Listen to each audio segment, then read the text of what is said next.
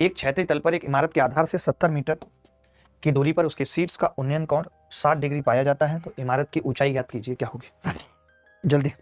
एक क्षैतिज तल पर एक इमारत के आधार से 70 मीटर की दूरी पर उसके शीर्ष का उन्नयन कोण 60 डिग्री पाया जाता है।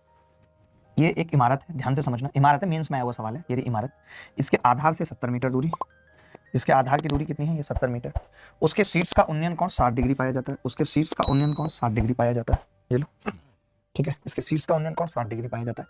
तो मैं ये कह रहा हूँ अगर ये 60 है तो मैं कह सकता हूँ कि ये √3, ये 1 कह सकते हैं। इन्होंने कहा है कि जी इमारत की ऊंचाई बताओ, इमारत की ऊंचाई बताओ, सात the angle of elevation of the top of a building at a distance of 70 metre from its on a horizontal found to find the height of the building, ठीक है। अब एक की वैल्यू 70 मीटर है, हमें √3 की निकालनी है, क्या होगी 70 √3 मीटर। क्या इस सवाल को करने में मुश्किल हुई किसी को? ये सोचो मेंस में आने लायक सवाल है, पैटर्न ही अगर सवालों का इस तरीके का है, इतना घटिया है, तो हम क्या करें? पेपर में तो ऐसे ही सवाल पूछे जा रहे हैं, अगर हम ये सवाल प्रैक्टिस नहीं करेंगे, पता चला हमने मुश्किल सवाल की प्रैक्टिस की और पेपर में आ गए इस तरीके के सवाल, तब क्या होगा? बोलो भाई।